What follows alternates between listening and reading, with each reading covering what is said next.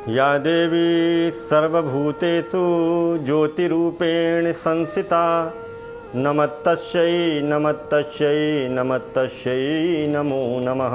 प्यारे मित्रों, जय श्री राम, जय माता दी।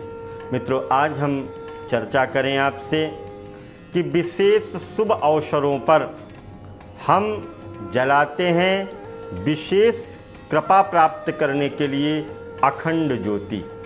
क्या मतलब है उस अखंड ज्योति का और किस तरह से हमारी मनोकामनाओं की होती है पूर्ति उस अखंड ज्योति के माध्यम से। मित्रों, 14 प्रकार के ऐसे हमारे प्रत्यक्ष देवता हैं जो नित्य प्रति हमारे साथ में रहते हैं। जैसे सूर्य हो गया, जल हो गया, चंद्रमा हो गया, अग्नि हो गई, वायु हो गई, यम हो गया, मन हो गया, आत्मविश्वास हो गया।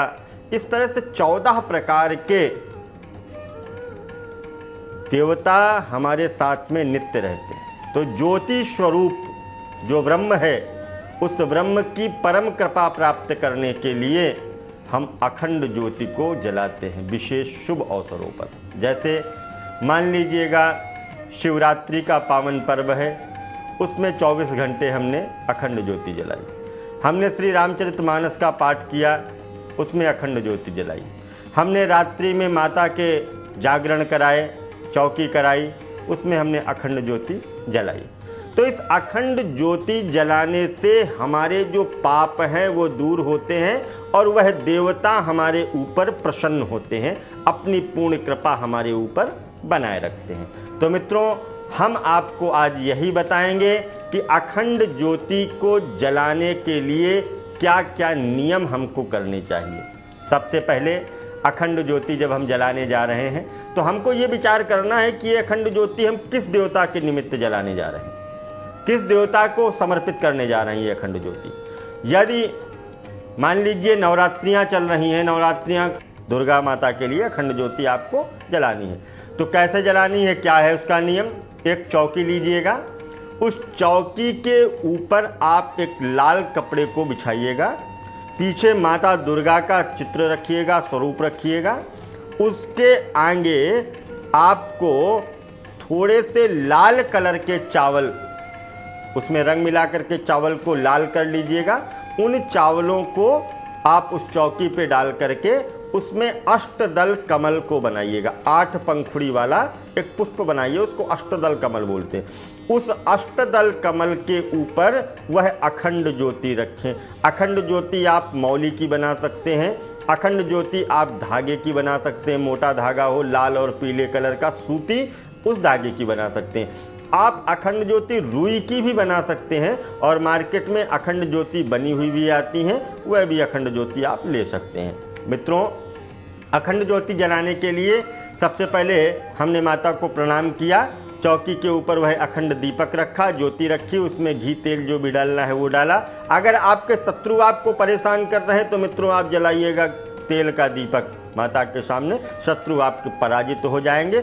अगर आपको चाहिए धन धान्य सुख समृद्धि ऐशो वैभव आराम, तो आप जलाइएगा शुद्ध घी का दीपक। माँ करेंगी आपके ऊपर प्रसन्न और देंगी आपको सुंदर आशीर्वाद। तो मित्रों, सबसे पहले हम आपको बताएं कि अखंड दीपक जो हम जलाते हैं उसके नियम क्या हैं। अखंड दीपक को जलाने के लिए या तो मिट्टी का दीपक होना चाहिए, और मिट्टी का दीपक भी जल में डुबो करके उसको पूरी तरह से वह पानी में पूरी तरह से उसके अंदर ऐसा ना रहे कि इसमें घी डालने से ये दीपक घी से बाहर आएगा, घी सोखेगा दीपक, ऐसा नहीं होना चाहिए। और दीपक टूटा हुआ भी नहीं होना चाहिए। तांबे का दीपक हो, वह दीपक भी पुराना है तो उसको साफ कर लीजिएगा। और ये भी ध्यान रखिएगा कि यह दीपक कहीं से टूटा तो नहीं है, कहीं से चिटका हुआ तो नहीं है जिससे घी बाहर निकले। और टूटे हुए दीपक में ज्योति जलाने से दरिद्रता आती है, इसलिए टूटे हुए दीपक में कभी भी ज्योति आपको नहीं जलानी चाहिए। तो मित्रों, सबसे पहले मिट्टी का दीपक हो तो उसका प्रयोग करें, तांबे का दीपक है तो उसका प्रयोग करें। घी का दीपक जो है ये आपको कहाँ जलाना चाहिए, ये जो माता जी का आपने चित्र लगा रखा है उसके दाहिने तरफ घी का दीपक जलाना चाहिए और बाएं तरफ आपको तेल का दीपक जलाना चाहिए। ये आपकी इच्छा है कि आपको कौन सा दीपक जलाना है, घी का जलाना है या तेल का जलाना। दाहिने और बाएं मैंने दोनों आपको भाव बताए।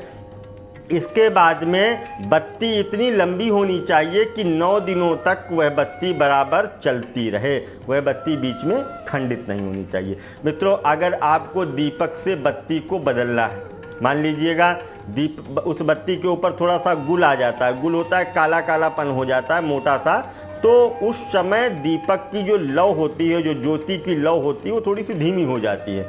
तो आपको करना क्या है कि उस लौ को बढ़ाने के लिए थोड़ी थोड़ी सी लकड़ी लेकर के, माचिस की तीली लेकर के उस लौ को, जो ऊपर गुल है, उसको आप हटाएंगे।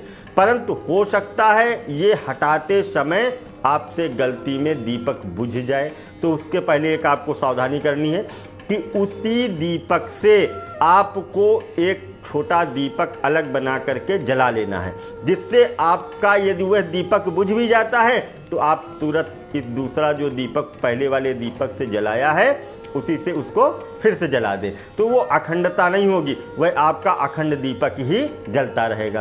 तो ये आपको उपाय करना है। इसके साथ साथ ज्योत का नित्य पूजन करना चाहिए, क्योंकि ज्योति जो है ये भगवती का स्वरूप है और इसका रोज पूजन करना चाहिए। पूजन करने का मतलब ये है वहाँ पर पुष्प अर्पित करने चाहिए और माता को प्रणाम करना चाहिए, ज्योति स्वरूप माता को। मित्रों, कभी भी अशुद्ध अवस्था में, अशुद्धता में लेटरिन बाथरूम हो करके या आप कहीं बाहर से आए हैं तो तुरंत आकर के आप दीपक के पास में न जाएं, उस रूम में भी न जाएं, क्योंकि आपके अंदर अशुद्धता है। और आप हाथ पैर धुल करके, स्नान करके फिर उस दीपक के पास में जाएं, उस दीपक की ज्योति को बढ़ाएं, दीपक को प्रणाम करें। अखंड दीपक आप कहीं मंदिर में भी जलवा सकते हैं, उसका और अच्छा प्रभाव होता है, क्योंकि मंदिर में प्रतिष्ठित देवता होते हैं, वहाँ पर प्रतिष्ठा करने की आवश्यकता नहीं होती है। तो मंदिर में यदि आप दीपक जलाते हैं तो आपके दीपक को जलाने के लिए वहाँ पर जो पुजारी इत्यादि हैं, जो अर्चक हैं वहाँ पर, वह आपके दीपक की रक्षा करेंगे। आपको फिर कोई टेंशन लेने की ज़रूरत नहीं कि दीपक की बत्ती कम हो गई, दीपक की बत्ती ज़्यादा हो गई, दीपक बुझ गया। कोई भी आपको टेंशन लेने की ज़रूरत नहीं है। मंदिर में जाकर के आप अपने नाम से अखंड दीपक जलवाइए। वहाँ पर आपके दीपक में वो नंबर डाल देंगे कि फला नंबर का जो दीपक है ये इस व्यक्ति का है। तो ये ज़रूर करवाना चाहिए। इससे क्या होगा, इससे आपके रोग, दोष, शत्रु ये सब पराजित होंगे, ये सब आपसे दूर होंगे। सुख समृद्धि का आपके जीवन में प्रवेश होगा, वैभव का प्रवेश होगा, आनंद का प्रवेश होगा। इस तरह से आपको दीपक को जलाना चाहिए और दीपक को जलाने से ये हमको लाभ होता है, माता की कृपा प्राप्त होती है। अखंड दीपक को कभी ऐसे नहीं करना चाहिए। देख लेना चाहिए कि यहाँ पर कोई हवा तो नहीं आ रही है, हवा से दीपक बुझेगा तो नहीं। तो उसमें क्या करना है, आपको ऊपर से एक ग्लास रख देना है। ग्लास का मतलब शीशा बंद कर देना है, जिससे क्या होगा कि हवा लगने से भी वह दीपक बंद नहीं होगा।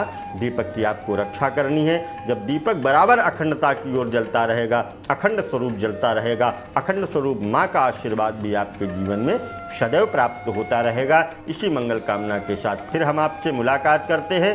तब तक के लिए दीजिए इजाज़त। जय माता दी, जय माँ गंगे।